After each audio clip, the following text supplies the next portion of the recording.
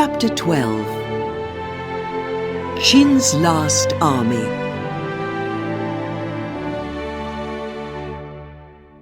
In 1974, some workers were making a well in the ground near Xi'an in China.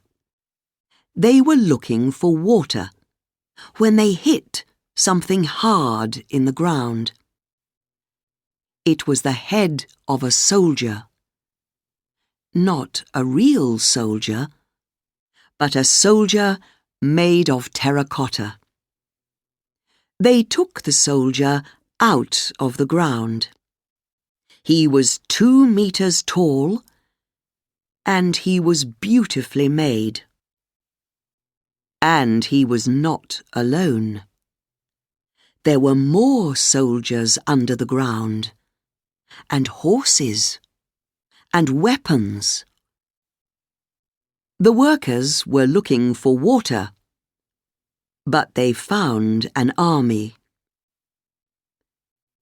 The army was made more than 2,000 years ago for a man called Ying Zhong, a man who changed the world. At that time, China was not one country, but 7 different countries. Ying Zhong's father was king of one of those countries.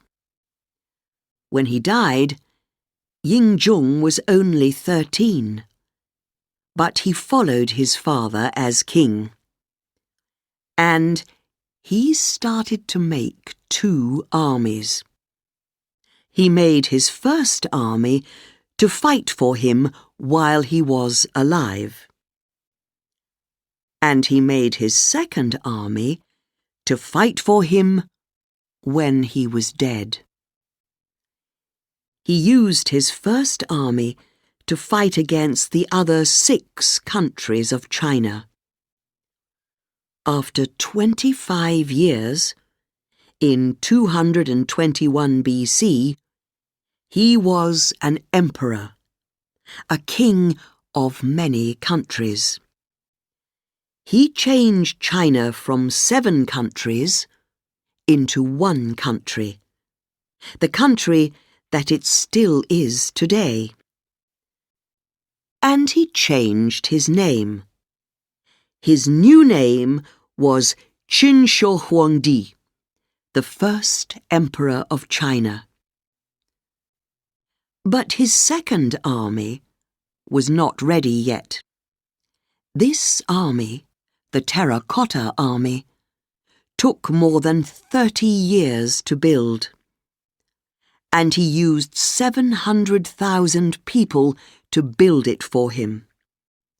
They made more than 8,000 terracotta soldiers, each one with a different face, each one like a real person. And they gave each soldier real weapons to defend their emperor. They made horses for the soldiers to ride. They made people to play music for him, and dancers to dance for him, and birds to fly around his head. And when they were ready, the emperor put them all into the ground around his tomb.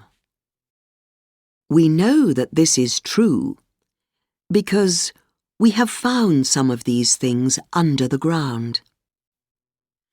Many of them are still under the ground.